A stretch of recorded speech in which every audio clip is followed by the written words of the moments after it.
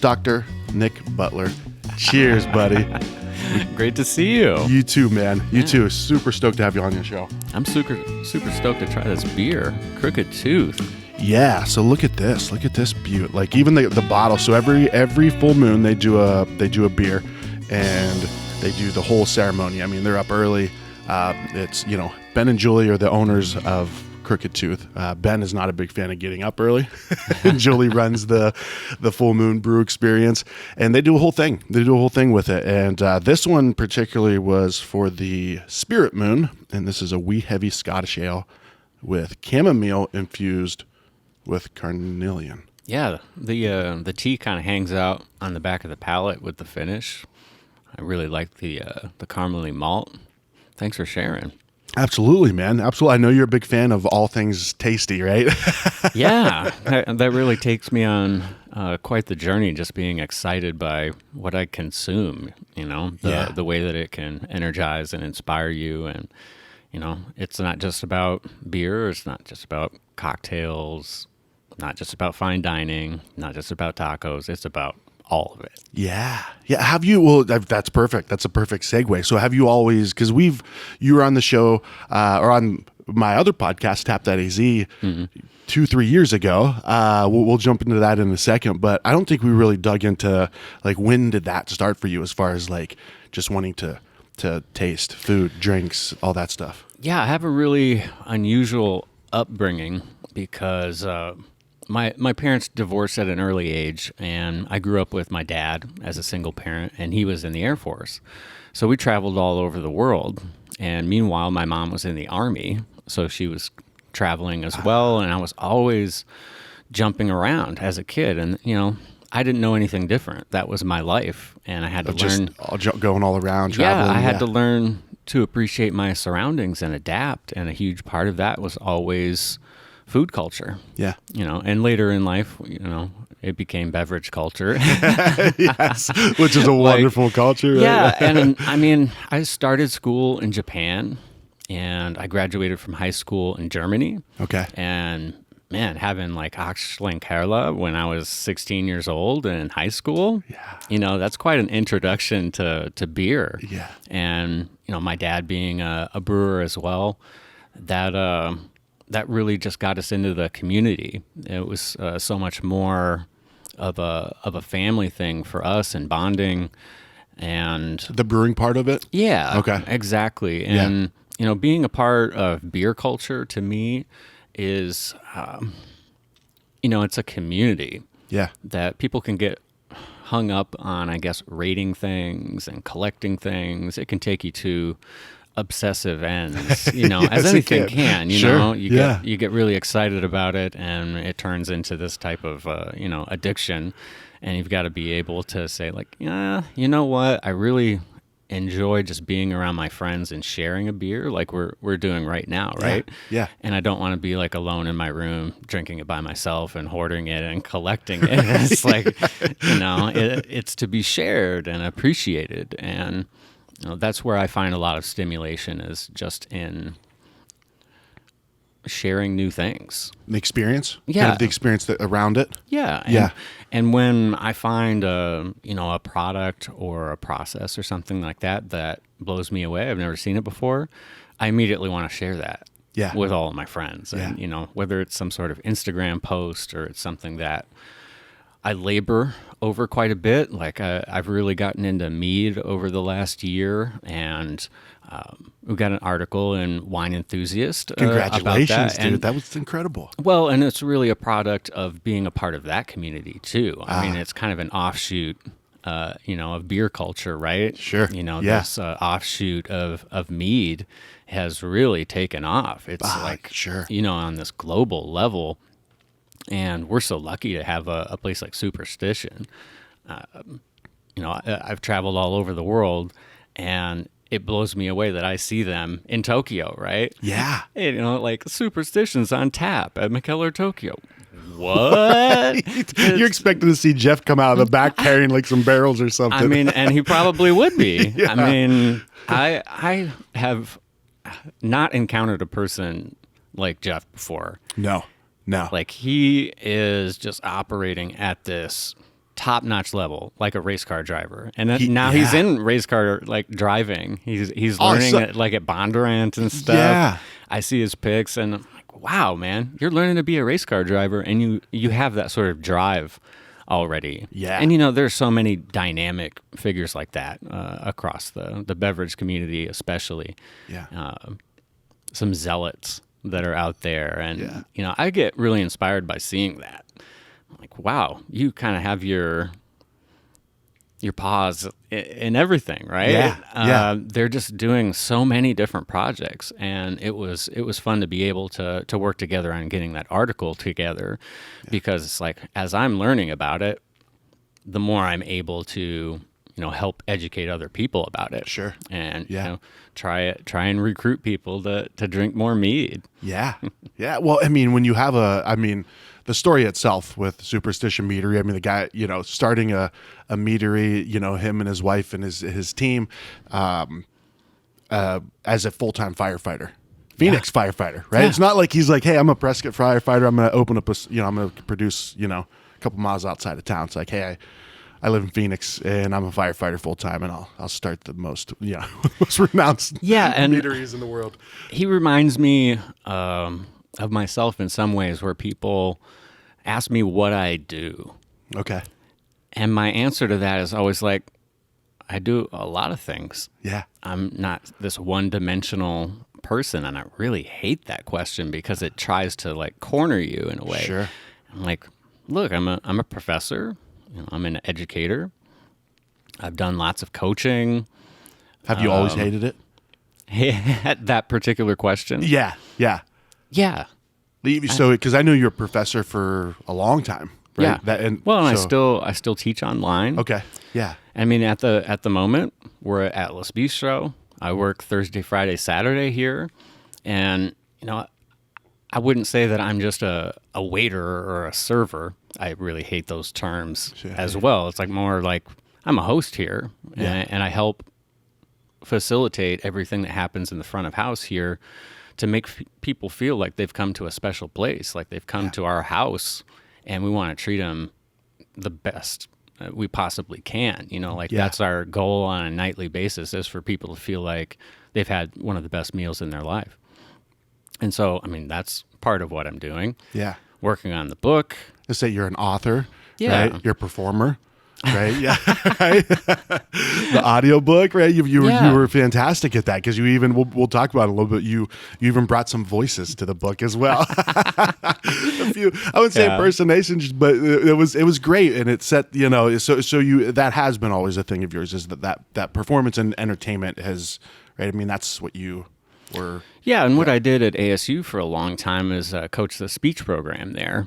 We have a powerhouse speech and debate program at ASU, and I was a part of that.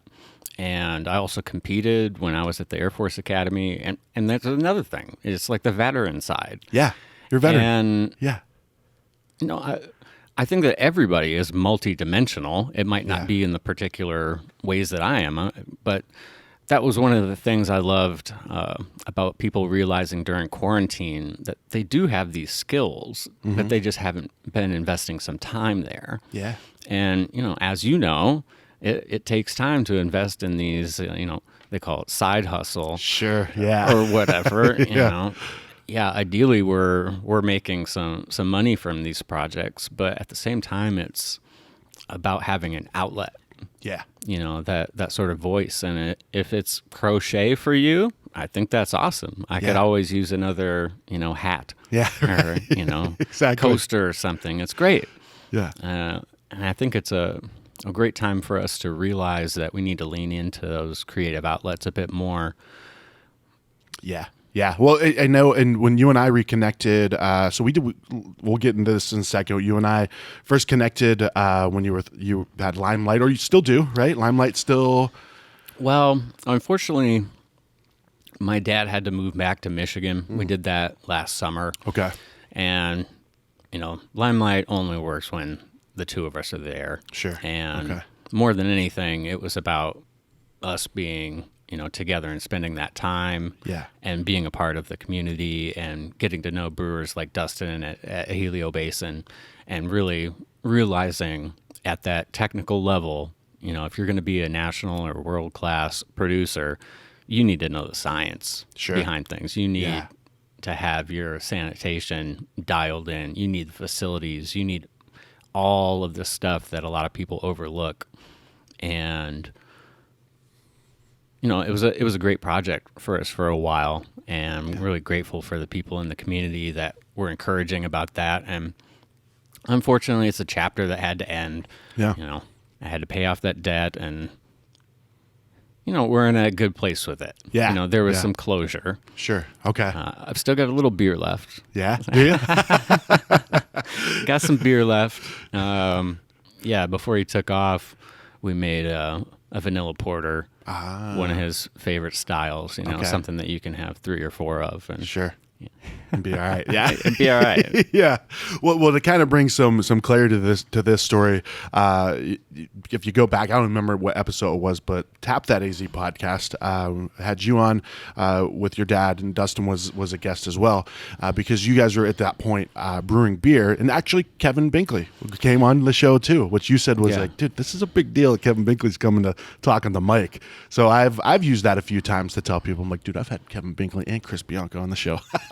Yeah, I mean, 2 of the most influential people in the Southwest. This is not just Phoenix. It's not just Arizona. I mean, that restaurant, especially after Kevin consolidated the 4 to do the one tasting menu. Yeah. While I was working there, and it's an honor, but it's also an educational process, being behind the scenes, seeing what happens behind the curtain, seeing how the sausage is made, so to speak. Yeah. And that was a baptism by fire. Yeah. And it all kind of happened out of the beer. Doing Limelight, we became Kevin's house brewer. Yeah. And me just being in proximity with the restaurant and starting to help, doing a little prep, and it all just kind of... You've known Kevin for a long time, though, right? So you guys you've been friends. You were a guest at his places, and I mean, we've traveled to Japan together. Yeah, and not many people can say that. I've known him for 15 years, and it's one of those stories too where you have a personal relationship with someone, and then once you get into that professional relationship, I didn't know if you wanted more. Sorry. Oh, I always want more. But yeah, so I mean, your friends, your buddies, like it's easy to as a buddy guest to say, hey man, here's a recommendation. But then when it's like, you want to come behind the trenches in the trenches with us? Oh yeah, it definitely feels like the trenches. Working in fine dining especially is just a different type of stress. How meticulous everything is, and I go into great depth in the book about trying to adapt to that environment, because it is, it's drinking from a fire hose when you're learning all of that, but it's also, it's very abrasive, right? Anybody who's worked in a kitchen knows the sort of language and intensity, and, the cutting words on a nightly basis, right? Yeah. When you get corrected, when you get shamed, when you get chastised, it's there on a nightly basis. And some people are great about compartmentalizing, I'd say, and being like, look, I've got the switch on, I'm at work, I'm one person, and then, it's Dr. Jekyll, Mr. Hyde. Yeah. That they're just suddenly cool. Like, let's go grab some beers at a great place. Like when I was working at Binkley's, this bar called Rewind, another Air Force veteran, opened up a great beer and wine bar. And I walk across the street, at the end of a shift and go commiserate with him. And then, Kevin would be there, people from the kitchen sometimes. And, there was that camaraderie. Yeah. But then when you get into the economics of things, that really puts the stress on the relationship, right? What do you mean, the economics of it?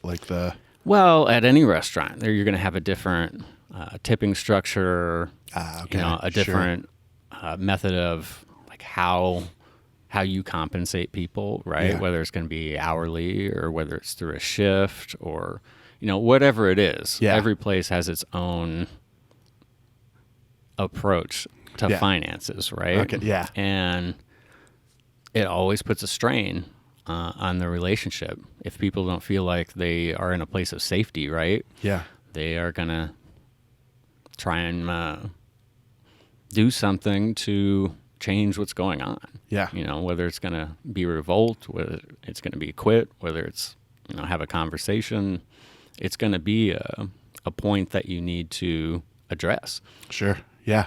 And, you know, when people have these sorts of problems and they keep them to themselves, they don't have that conversation, it just festers and gets worse. And, you know, that was something that I went through in working at that particular restaurant. Was like, look, I don't want to hurt my friendship with this person. Yeah.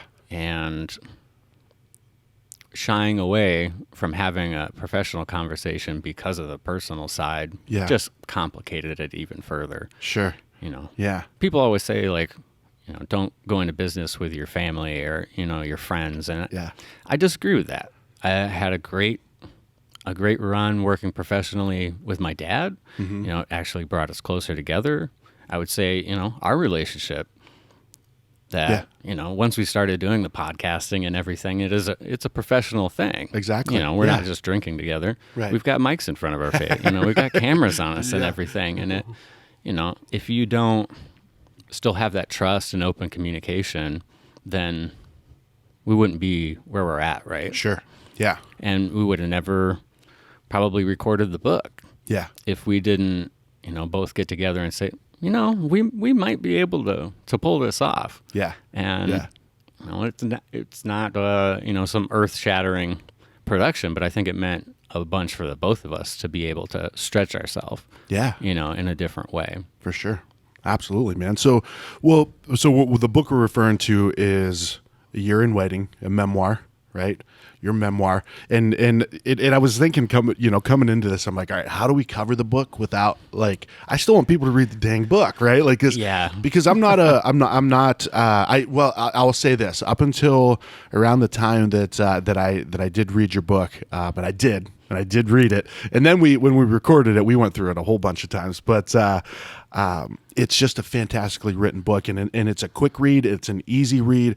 It's very down to earth, and basically the concept of it is it's your memoir of working at this quote unquote restaurant, right, in the Valley. And what was interesting is you didn't name any names throughout the thing. Everybody had it was the chef, it was the GM, it was the expo. And I mean, you referred to some of the famous chefs that, right, like everybody knows as like a reference point. But I thought it was really interesting because it gave everybody, it kind of allowed them to kind of put on that suit themselves and be able to observe, right? Because I think when you hear names, even if it's, I don't know, I just think I want to know how deliberate that was and like what caused you to do that. Well, it certainly wasn't any type of legal thing. I think I could have readily written the book and named names, but that was not my intention whatsoever. Yeah. Writing the book was very cathartic for me because I was struggling with all of those issues. And I feel like people in the restaurant industry, they're really struggling over the last year in particular. And I wrote the vast majority of the book during quarantine.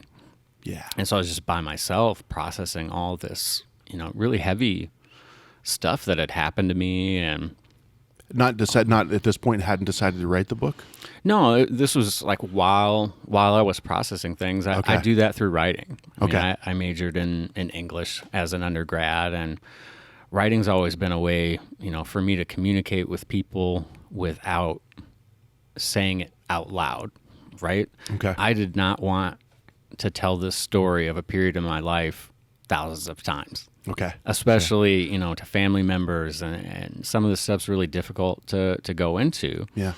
And I wanted to write it the best way I could, at that moment in time. Are there some changes I've made?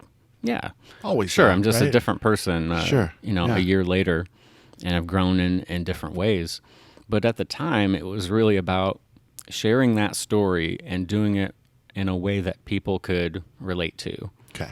Yeah. And that could work in any restaurant, right? It doesn't have to be just fine dining. Right. You know, it makes a commentary on fine dining, but it's really about what happens behind the scenes and really shining a light on what happens in the front of restaurants.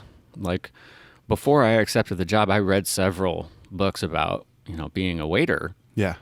And, you know, being in the front of house, but there were only like 3 or 4 that I could find. Everything's about celebrity chefs, recipes, A restaurant, a particular restaurant. yeah, glorifying something, and it's always based on the food. And yeah, food is a huge component. Yeah. But service is extremely important as well. And I really wanted readers to realize the effort that people put in to facilitating that dining experience. Yeah. And there are so many assumptions that are made by people when they walk through the door that people are going to kind of wait on their every whim and get abused in that way. And I wanted to highlight some of that behavior. Yeah. You know, there's a chapter towards the end of the book was just, you know, lessons that I've learned, you know, beyond being at the table as a diner, but seeing the experience from the host's perspective. Sure. And being able to look at the details of a meal. Like when you see that somebody has scrubbed a plate to the point where there's no Phoenix water, you know, hard spots that are on there. Yeah. The time it takes, you know, we have wine society people come in at the restaurants where I've worked, and they'll go through hundreds of wine glasses. And it takes probably, I remember that you know, part. like 2 minutes or something to really polish a glass. Yeah. And so when you come to a meal and you look at the glass and you're like, wow, it looks like it's brand new. Yeah. And then you start to see, you know, you go home, like I have wine glasses, and man, it is hard to have a drink without the glass looking pristine, right? You've got your white And glove on. And I'm you're like, doing oh my God, my kitchen is so sanitized after, you know, working, you know. Well, that was one of the things you brought up in the book. It's hard to turn those things off, right? It's hard to go into a bathroom of a restaurant and not wipe down the counter and you know, push the tissues down or whatever. Yeah, you mentioned that. Especially now. Yeah. Right? We went through this whole year, and I still see people just throwing masks on the ground. I thought this would be a moment of like, okay, hey, Wake up, yeah. right? And it just blows me away the number of people that haven't changed at all. Yeah. They just slipped right back into what they were doing before. Yep. It's like completely out of mind. Yeah. No, at least for somebody like me, I feel like when I'm in public spaces, I'm even going the extra mile to help make it sanitary for people in a shared space, right? Yeah, sure. And it also is more respectful to, you know, the workers Yeah. in those environments. Yeah. Like, just for an example that's off topic, you go to a gym and you see how people just treat the equipment, right? They're just nasty. Well, yeah. And, you know, tossing towels on the floor. They leave their Sweat all over. Oh my gosh! And they just expect they expect attendants to just clean up after them like they're some teenager. Well, they did pay $10 a month, though, Nick. So I don't know what gym you go to. That's how long it's been since I've been to the gym. I'll join for $10, right? EOS. I was at EOS at like 10 years ago, but I don't even know if that's a company anymore. Well, let's. I want to kind of put this into a package a little bit as far as like. So the book itself, it basically covers your journey. You were a ASU professor for, you said, 15 years. No, it's been 11. 11 years. Okay, so 11 years, and you were kind of going through a transition with your career, with your marriage, and Kevin, the chef, reached out to you and said, "Hey, I need some help with." Basically everything. Is that kind of what he presented you with? Was, I need help with this whole thing. We've got 4 places now down into 1, which is on, was it like Oak and 24th Street or something like that, around that area? Yeah, it's on Osborne and 24th. I was close. Dang, I was close. Right down by Wren House. Exactly. Yeah. Libon's right there. I mean, that little strip. Yeah. There's some good things. Some of the best stuff in Palad, town. the Wren House, like exactly. There, that little combo. Yeah. And it was more about, I need somebody to come in and do as much as possible. Okay. And just a jack of all trades. Yeah, and that's really what my background is. Okay. I was a services officer in the military, and so I did, event planning and protocol and doing whatever I was instructed to do. It was like, you fire that missile and then it goes off and hits the target. And so they would fire me, in some direction, and I needed to go execute it. Yeah. And it was very similar at Binkley's, where it's like, we need people in the front of house who don't just fill water glasses, who don't just pour wine, who don't just mark tables, who don't, bus. It's like you do everything. Yeah. And that's mop the floor, that's do the dishes, that's help with, prep work for cooking. As soon as you learn something, you're expected to execute that. And at a high level. Like not just execute, like not just like perfectly. Yeah. Right? The way you set a plate down, it really shouldn't be making any noise. Oh. The way you hold that plate, not putting a thumbprint on it. But that's one of like 1,000 things. Like you go through a list in your book of like, my I'm like, all right, I could do that if I concentrated, just no thumb on the plate, right? Then everything else would just fall apart.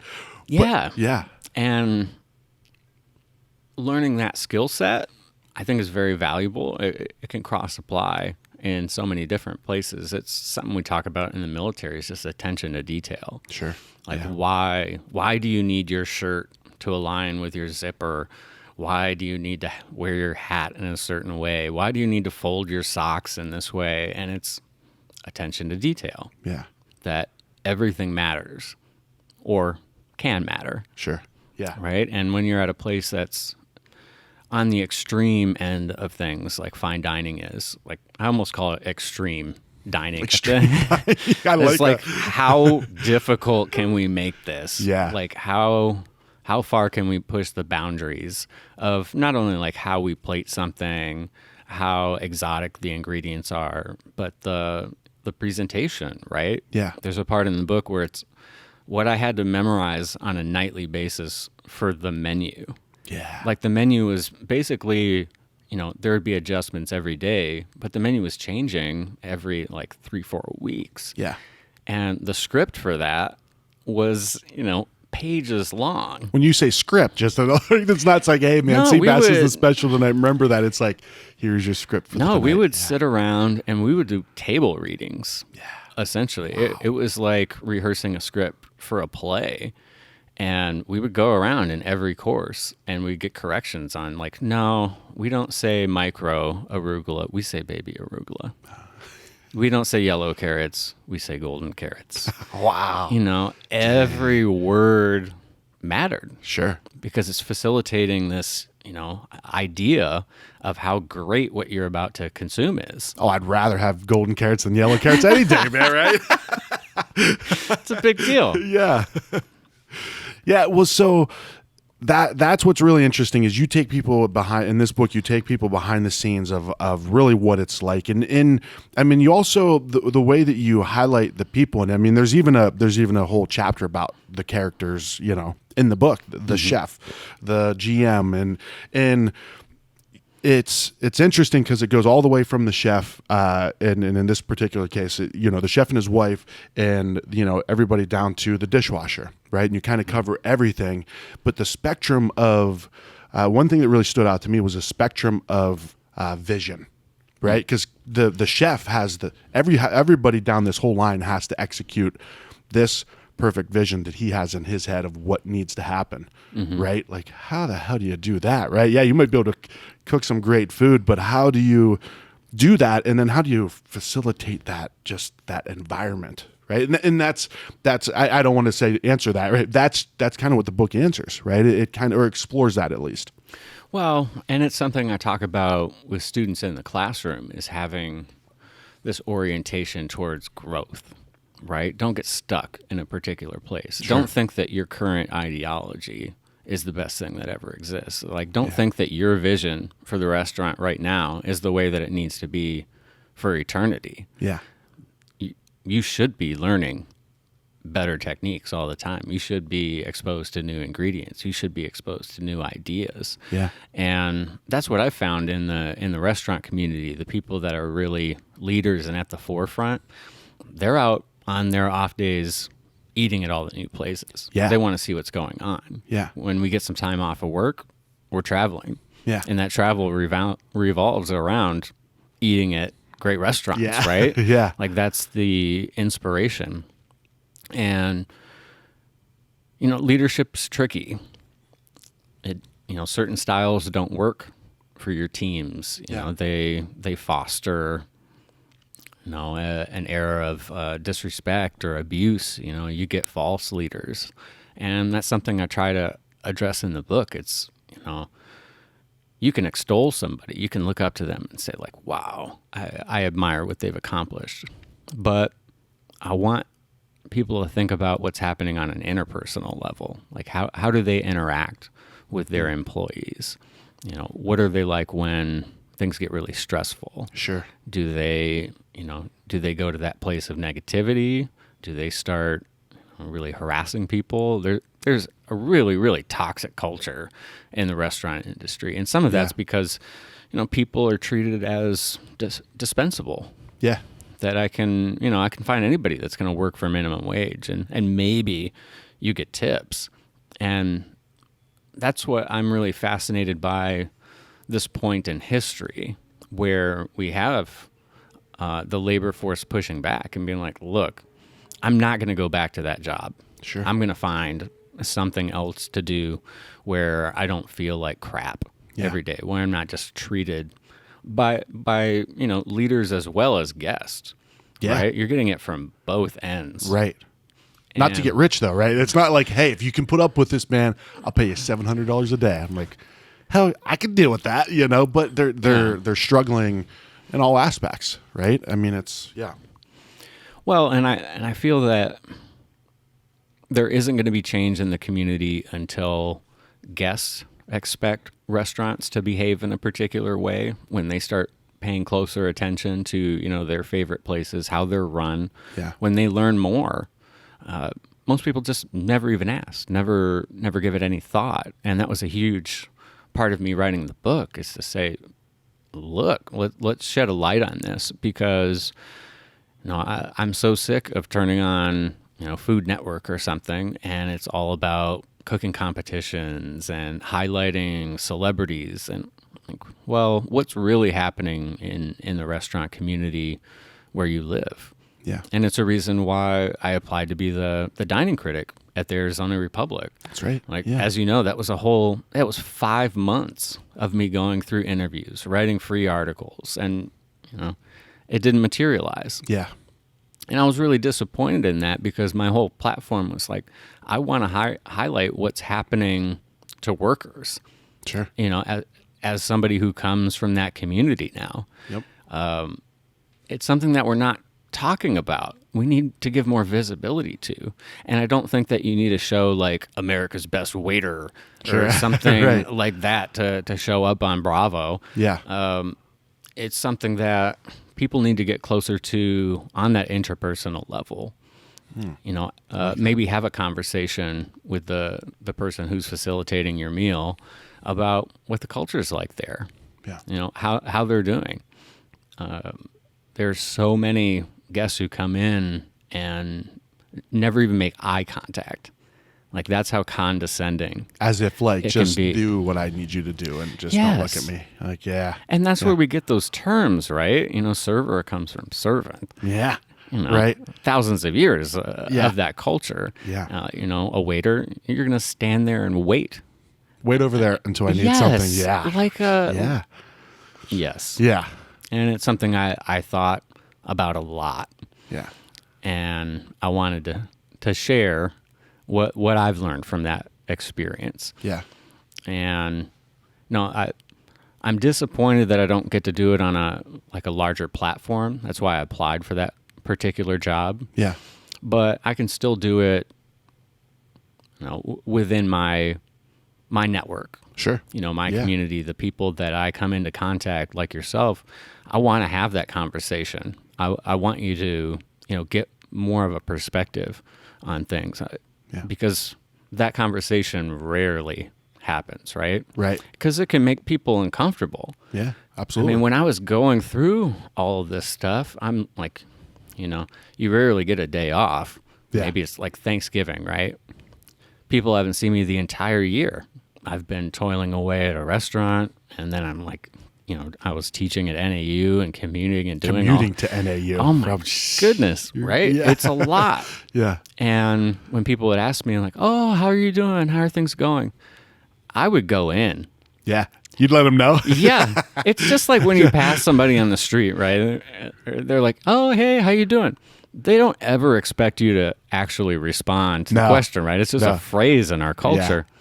And I'd be at Thanksgiving and people would ask me how I was doing, and I would lay it out. I'm like, I'm not doing well at all.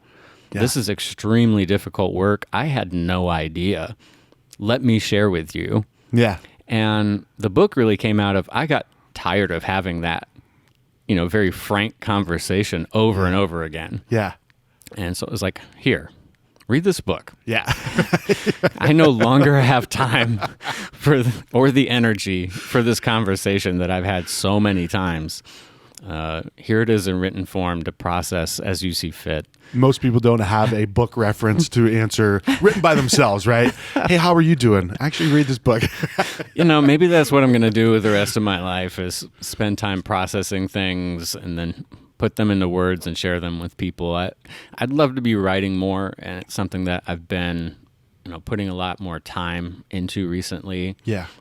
Like I have a side project working on a cookbook. Nice. I'm working on a textbook for food communication.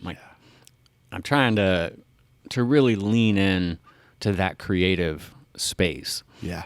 Instead of just being in the classroom where I'm teaching like 100-level classes and it's the same curriculum over and over again. And I feel like I'm in Groundhog Day, right? And I wanna get better. Yeah. I'm somebody who's driven by that. I'm not really in competition with people. I don't look at things that way. I'm in competition with myself. Sure. And I wanna be able to look back and say, yeah, I did those things. I tried what it was like in all of these different sorts of paths. I could have readily been a tenure track type professor and then just done that my entire life. Yeah. But I'm proud of doing these different projects that people look at me and say like, dude, you should just do one thing instead of all of these different projects. You should really do that and, focus on your economic security and, fall into that place of complacency that's so comfortable. Yeah. And I've been through a lot of pain, but man, I've gained a lot more empathy than I had like 2-3 years ago. Okay. And it's really made an impact on the way that I treat people. Because it goes back to that sort of golden rule approach, right? Treat others the way that you'd like to be treated. Yeah. And I see a lot of people abusing restaurant workers. Yeah. There is no way you would ever treat somebody in your family like that. Right. Or, a friend. So it's like the humanity of it. I want people to focus in on that and realize that they are treating people really badly. Yeah. Especially during the last year. It's like I was bartending at Helio Basin for a while. And, when things hit quarantine and everything shut down, that was scary. I lost my job. Yeah. And, in the lead up to that, when everything was just turning into a ghost town, there was a day where I made $1. Somebody came in, tipped me $1, and then there was nobody else that came in the rest of the day. That was it. That's all you had today. Yeah. How many people can say they worked a full shift and then got $1? $1. Yeah. It was the most demoralizing thing that I've had happen to me in recent years. Is like, wow. Yeah. This is not sustainable. Yeah. This is scary. My friends, they sold their business, and now it's Tombstone North, and I understand that it's doing very well. Been over there a couple times to support them. Yeah. But it was just so tragic to see these businesses that I love. Another one being like Pick and Pickle. Yeah. Restaurants that closed, and I was really disappointed in the community, especially, when it comes to producing media, whether it's going to be in a newspaper or whether it's going to be, on Instagram or whatever it is, that I didn't see enough people shedding a light on that tragedy that Of we these were all businesses closing. Yeah. And You'd see a highlight reel once in a while, like these are the places that closed in the last week or something. yeah, but it's so much easier to like share a post for free, right? Sure. In that moment, than it is to go and patron a place. Yeah. And my hat's off to my friends who were only getting takeout from local restaurants. Like that was the most direct way to support people. Yeah. And I've got a quick story about Justin Evans, from Wandering Tortoise, Sleeping Whale, Yep. all of that stuff. Justin's an amazing guy. And he came in like late one night to Helio Basin and just, needed a after work beer. Pound of beer. Yeah. Poured him a beer. Guy tipped me $100. Blew my mind. I was like, you were so giving. And, I'll always remember that moment because it was, when restaurants were starting to, ratchet down on, we're all wearing the masks, the face protectors, the gloves, we're sanitizing everything. And he came in and he realized what was going on. And I love leaders like that in our community. It's not just about the economics. It's about understanding what people are going through. And it can be as simple as, you go get a coffee, tip the person. Yeah. Yeah. They are working for minimum wage. Just make that assumption. Yeah. Because I know very few salaried people in the restaurant industry. Basically, maybe your owner or GM or if you've got a chef that's really attached to the project. Otherwise, everybody's working for minimum wage. Yeah. And I try to get the point across, like if you looked at them like hourly workers, like I'm going to wait on your table for 2 hours tonight for dinner service. Well, if you looked at the proposed livable wage, which, really isn't that livable, but if it went to $15 an hour, say, so you pay me $30 to wait on your table the whole night. Is that fair, or should we be looking at more of a tipping culture where there's a ton of variance? I mean, there are plenty of people who tip maybe 10%. Yep. Folks who don't tip at all sometimes. They think it's cute. And that's not just young people. It's people of like every age, every background. Like they're bad apples, right? Yeah. Yeah. And it's really hard to accept that variance. The people that are journey folks in the restaurant industry, they know to keep their sanity that they have to be able to believe that everything evens out, right? Sure. Yeah. You have to. You come from that positive place. And it's like if you looked on every check what tips you were making. And I did that for a little while, and then I realized that I just need to not even look. Yeah. Because you can never tell. Things can seem like, wow, you sat down for 2 hours, we had this great rapport, service went outstanding, and then, you don't get that tip that is supposed to bring you to that maybe $30 level. Yeah. It really depends on the price of the menu, the drinks and everything. And Yeah. I think it's important to have that open conversation about like how do we make this work and make it sustainable for people. And it's something we also need to have a conversation about this like stigma that you're some sort of lesser person if you are in the restaurant industry. Yeah.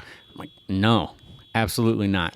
Like some of the best people I know just love working in restaurants. Yeah. They're compelled by the service of it all, and they love doing that for people. Yeah. And it's something that I really respect because they're committed to their craft, right? It's something we talk about, in the beverage community a bunch. It's like that passion that compels you to be able to, create this space for people to come in and celebrate, right? And enjoy. And I think the beer community does a great job of that. We have like rock star brewers and everything. Yeah, we and, we celebrate a bit more than, maybe other environments do. But not looking down on people because they're in that industry, right? Right. Like people, when I tell them I work in a restaurant, they're like, oh, what mistake did you make? Yeah. Right? Like, where did you mess up that you landed here at midlife? And I said, I like working a couple nights in a restaurant. And as long as I enjoy, the employees, the teamwork, the environment that's there, if I feel respected, then I'm drawn to it. Like, I love what we're doing at Atlas Bistro right now. Like the service components there, the food is spot on. And, I'm proud of being a part of that. Yeah. And it disappoints me when people, have that face that they make when I tell them that I work at a restaurant. They're like, ooh. Yeah. Please stop doing that. Some people really like the work and, they would do it all the time. I might do it full time if, the financial security was there, right? Sure. Yeah. Because especially in Arizona where it's right to work state, at a moment's notice, something could go really bad during service and I'm out of job. Yeah. Some table could feel like I've insulted them in some way. Just the way that I phrase something. Sure. Yeah. And we unfortunately have that in our culture where people feel like they want to be punitive. Water didn't come out fast enough. Half star Yelp review or something. That's the worst. That is the worst. Like, yeah. I could go off right now. Please do. Please do. I want to have some of this beer. It's but no, it's true, and that was. I mean, there are a few different sections of your book that I really enjoyed. I really enjoyed the section on describing each character, kind of their background and your relationship with them, and kind of both sides of it, right? Of you would talk about their, if you had one person that was like really hard ass about this or that, you saw the other side of them as well. You kind of saw like, all right, this person's been dealing with like this is. I just really like the way you looked into the characters and you humanized it. You humanized all levels of it, right? Like it's the chef, it's fine dining, it's Binkley's, but there's people all the way down to the dishwasher that you would give a ride home to that make this thing happen, right? And well, shout out to one of the people I respect the most in the industry, and that's Christian Giles. He runs Binkley. He's the GM there. Runs the front of house. And that man came out of Chicago working at Charlie Trotter's, just a landmark restaurant. And Trotter was known for just verbally abusing his employees. Economically as well. All of that nasty stuff was there. That dude did decades there. Yeah. Then he came, to help build a world-class restaurant here in Phoenix. And, what they do at Binkley's is really special, like way beyond the food. It's somebody like that that's dedicated his entire life to helping people have like the best meal ever. Yeah. That's just driven by that. Well, the experience, right? That's what impressed me. It wasn't like you said, it's not about the food. I mean, everything from taking the plate from the left to all of those details that make it so it's like a very effortless experience for the customer themselves, right? They're fully immersed into whatever, right? Like that's very interesting. Yeah. Yeah, and something he always emphasized with me is this idea of grace, right? Are you a gracious person? Do you appreciate things? Yeah. Are you elegant in the way that you conduct yourself? down to the way that you dress, the way that you appear, all those details as well. And he epitomized it. I mean, I got to shadow him on a daily basis and was just blown away by the effort that went into things that people never even thought about. Like probably what? never even noticed. Like just the way we would do floral arrangements, the way a particular candle was selected for, the aesthetics of things. You were talking about the measurements of the silverware in the book, yeah. like 1 inch here to the Yeah, like it goes back to military protocol. I mean, so much of modern kitchens is owed to like French brigade style. This like military way that you run kitchens. That's essentially the way a lot of American kitchens run. A derivation of that, where there's this whole hierarchy, and there's a rank structure to things. It's like a part of me as a veteran, I think that you can get a lot out of military service, that there's an immense pride there in serving your country. But working in the restaurant industry is another type of service. Sure. Like being in the classroom, that's another type of service. Giving back, facilitating, trying to make the world a better place. Yeah. And I almost am at the point where I feel like people should be conscripted early in life. Like there should be a draft. Yeah. Almost like a you need to do a year Yeah.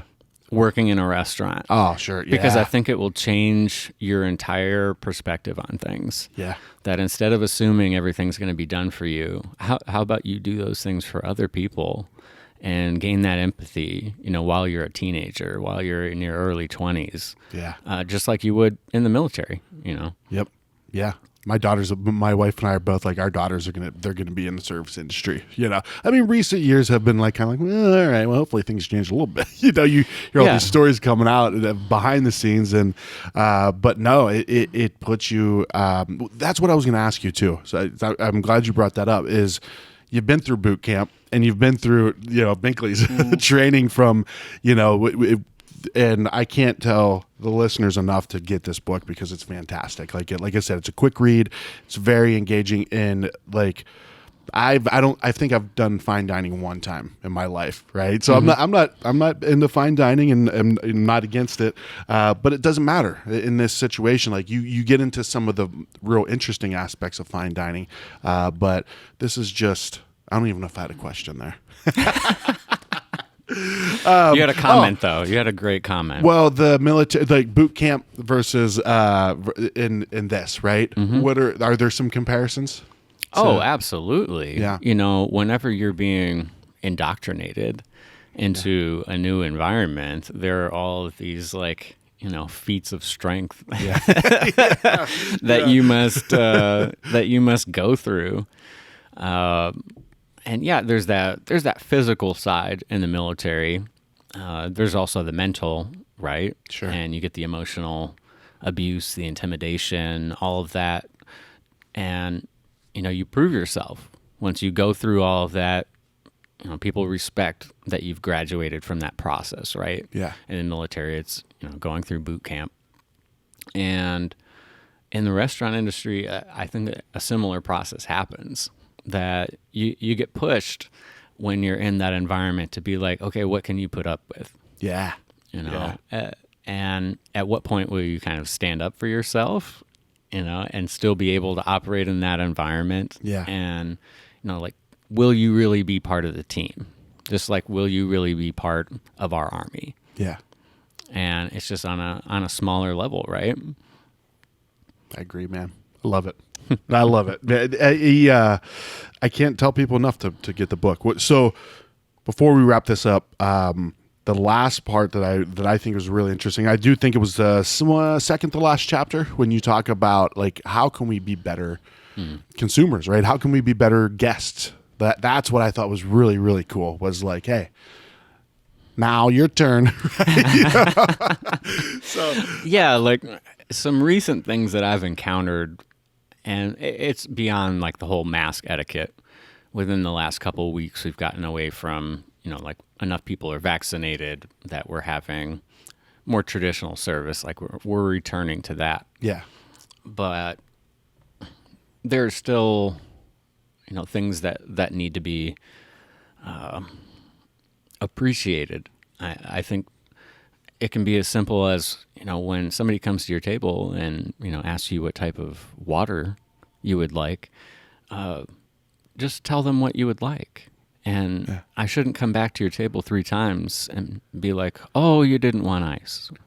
Oh, you wanted lemon. Yeah. Oh, and you'd also like lime. Like, we do not need to be this complicated and demanding. Clear communication is what you're saying. Yeah. Just be, be mindful about what you're asking of somebody. Yeah. And if every time you come to a table, somebody has some esoteric request, maybe look around and see how many people are working. Yeah.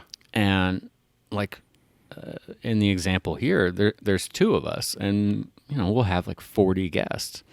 And it's not no disrespect to people that are working at a diner or something. They do amazing work. Yeah. I can't carry 4 plates, and right. like it's a whole different ball game, right? It's a different sport. It's a different thing. Yeah. But it's about appreciating that, and just take a little moment to study what's happening around you in terms of how the service is being run, because I don't think people really understand how difficult it is to be, attending to your table like every 2 minutes. Yeah. Yeah. And the expectation is, especially in fine dining, is extreme. Sure. I need something now. This whole thing where like your water glass can't go below halfway, or your wine glass can't be empty. Like, if there's a wine bottle on your table and you got an empty glass, how about you pour that wine? Right, exactly. Do you really need to like get angry that I have not, poured your wine for you? Yeah. And typically what's happening is people are just like pounding alcohol to get drunk. Sure. And that's another thing that, that's a cultural challenge, right? Societally, like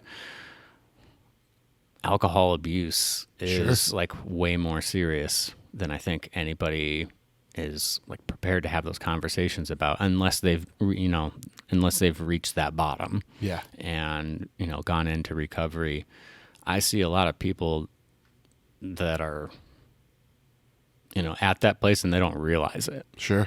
Yeah. And maybe it's because of the economics of things. It's like, if you're extremely wealthy, do whatever the heck that you want. Yeah. And the point I'm trying to make is that no, you shouldn't be able to do whatever it is you want, because often that entails exploiting other people. Sure. Because I question, like, how did you get that wealth? Yeah. And if it was just kind of handed down to you, the sort of people I encounter during dinner service, there's a ton of condescension that comes from like, I am the person with the extravagant wealth that is going to drop, several $1,000s on wine tonight, and a few $100s on dinner. And I'm going to treat you like a serf, in my palace or something. And I don't think that there's a sustainable relationship there. At some level, restaurant workers are gonna fight back, and I love some of these social media accounts where guests get called out for conduct, or restaurants get called out for exploiting their workers. Like you're starting to see a small little revolution, and part of that is the the economics of things. Sure. And we need to have those conversations, I think, publicly, as well as, on a personal level. If you're out to dinner and, somebody has that order where they're like, okay, I'd like the hamburger, but no bun. And I don't eat meat, so can you substitute a veggie burger? And I don't eat tomato, and like all of these Yeah. details become so, demanding. Yeah, it does. Yeah. Well, because it's so hard to operate that when it's just like, here's the dish, here's the meal, right? You're already on razor thin, like you're walking in eggshells anyways. Someone's like, I would like the bun to rest on the roof for 20 minutes. I just want people to, realize when they're being demanding like that. Yeah. And, maybe pull aside your friend if you see them doing that and Nick, what are say, you like, doing? what are you doing? Dude, I'll eat the tomato. Just get the dang burger. Yeah, just take it off, right? Yeah. There are some really small things that would just go a long way to making workers' lives easier. Sure. And I think that would, propel them to be back, working in the industry instead of seeking work elsewhere. Yeah. Because there's no reason that restaurants can't run in a humane way. No. Yeah, I agree with you. If we have, guests, patrons, people that are willing to pay a couple extra dollars, like if you're gonna tip, round up. Sure. And if you're gonna tip, I think you should at least be 20%. Yeah. And acknowledge that people are truly struggling, and even with that sort of compensation, it's still really hard to get by. Yeah. And it's still really hard to avoid the abusive side of things too, right? Right. That leadership needs to change in some of these restaurants and different establishments so that it's more sustainable Sure. for workers. Yeah. Absolutely. It's not like the success of one at the price of 19 others. It's like, why can't all 20 of us just can we all just kind of build together? Right? Well, and whatever line of work that you're in, the parallel is there. And a main thrust of my book is that, look, I'm an educator by training, and that's what I've spent the majority of my professional life doing, and I'm exploited in the same way. Yeah. Especially, I'm basically making minimum wage as an adjunct professor. And they even come up with this condescending term, adjunct, as if, we are disposable. Yeah. And I try and get people to realize that it's not just the restaurant industry, it's every industry. Sure. And we need to be more critical, more analytical, and more open in our dialogue about how to resolve those shortcomings instead of acting like they're not there. Yeah. Yeah. Something you said in the book that has stuck with me since the first time I read it was it's and you refer to specifically about dining, but I think, like you just said, this applies across everything. It's a much better experience when it's a dance and not a fight. Right. Mm-hmm. I love that. Like, that's great because, like, you go into a place and you're going to sit down and you're like, all right, they're going to get me what I want. Like, it's, you're ready. You got your fists up. Right. Well, I like dance. I like dancing. As big as I am, I've got some good moves. Right. But that's so true, man. I love the way that you had put that. Yeah. It goes back to that idea of grace, right? Yeah. Yeah. That we're here to facilitate, a really positive experience for you. We want to do the best that we can. Right. We feel better when we're operating like that. But when you come in and you can't do, your half of things. Yeah. It's not even a half. It's not even half, do your 10%, right? All you got to do is eat. Right? Respectfully All eat. you got to do. But I realize that, people are sometimes, carrying other issues. Sure. With them when they come in. And it is very gratifying when you can see somebody come in with a frown and you can serve them a delicious meal, and by the end they've completely forgot about why they were feeling that way. And I think that's what great food and drink does. It's a facilitator, right? It's a mood enhancer when you have great ingredients and you appreciate them. Yep. And you're surrounded by a culture that values those things. And I think that is what the restaurant industry should be. It should be that place that celebrates everything that is good about what we consume. Yeah. Yeah. I love it, man. Always love talking to you, Nick. I do. I do. Super proud of this book, man. So where can people get the book? If you want the paper copy, please go to Lawn Gnome Publishing. Great little bookshop that is downtown on Roosevelt, very close to Greenwood and Arizona Wilderness nice. downtown. So Yeah. shout out to both of those great breweries. They do some cold brew that is pretty awesome. At Lawn Gnome? Yeah, dude. Really? Yeah, they make Nice. some awesome cold brew. Heck yeah. They do. They facilitate a lot of First Friday stuff, but also they do a weekly poetry slam on. I think it's on Wednesdays. But yeah, I'm really proud to have collaborated with them on this and publish it local instead of trying to go to a large publishing house. Sure. And that's why I say if you want the paper copy, please go to them.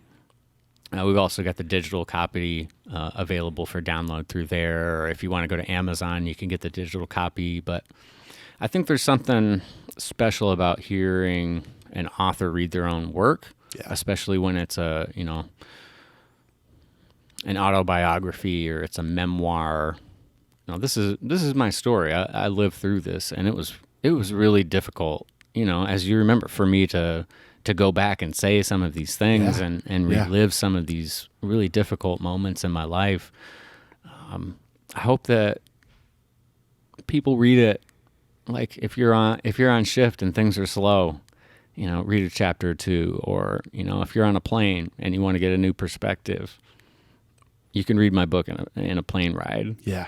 And I hope you get something constructive out of it, and I hope that it increases our empathy across the board, so we can just create a better community.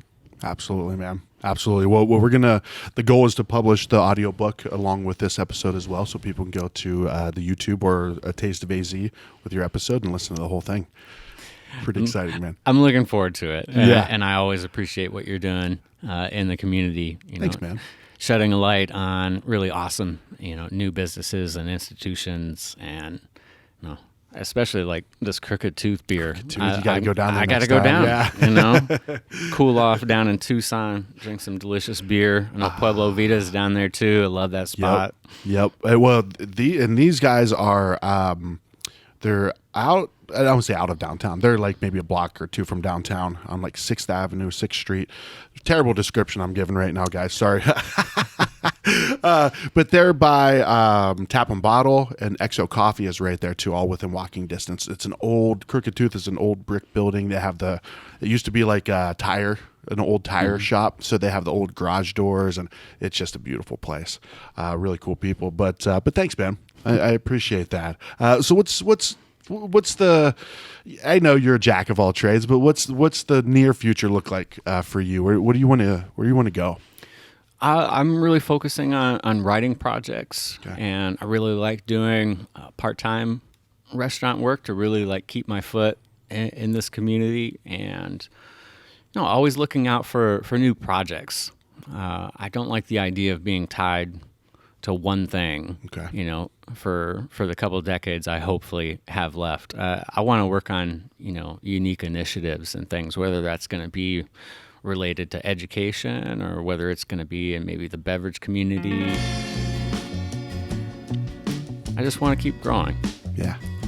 Awesome, man. We'll keep up the good work. Keep writing. Of all the things you do, keep writing. I love reading your writing, man. So, thanks, man. Yeah. Nick, cheers, buddy. I got a little bit left. Got a little cheers on that.